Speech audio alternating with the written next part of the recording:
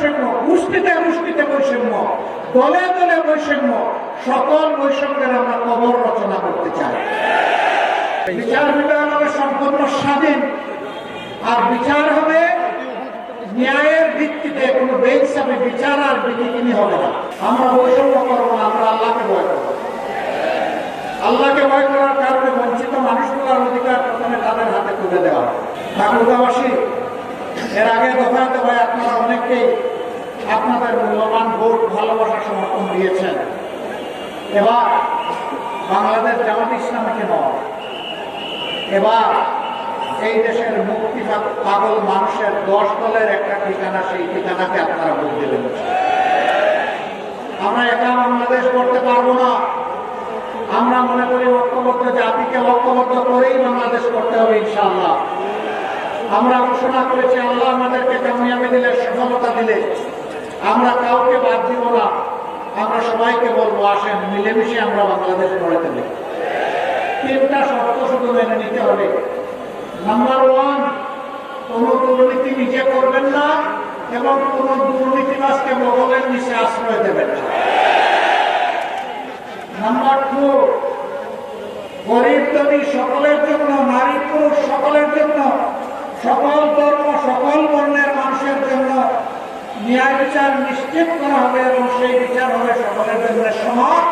সেই বিচারে কেউ রাজনীতিবিদ হিসাবে হস্তক্ষেপ করতে পারবেন না।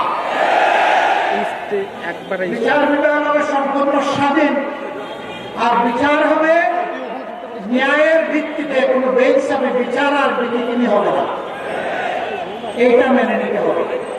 3 নম্বর, 54 বছরের বস্তা পোষা রাজনীতি, যেটা দুঃশাসন আর দুর্নীতিতে দেশকে ডুবাইয়ে ফেলেছে, চাঁদাবাজদের অনন্য ব্যবসা আর জনগণের যান যাওয়ার উপকরণ, এই সব কিছু বদলাতে হলে, বৈষম্য বদলাতে হলে, অঞ্চলে অঞ্চলে বৈষম্য, ব্যক্তিতে ব্যক্তিতে বৈষম্য, পরিবারে পরিবারে বৈষম্য, গোষ্ঠীতে গোষ্ঠীতে বৈষম্য, দলে দলে বৈষম্য, সকল বৈষম্যের আমরা কবর রচনা করতে চাই।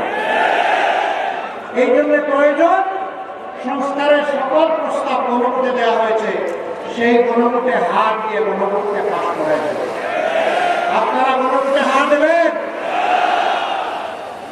আর কিসে হাত দিবেন? এই যে 10 দল, 10 মিলি তরিকা, তাতে নাই কোনো লাভ। জনগণের বিজয় হবে ইনশাআল্লাহ।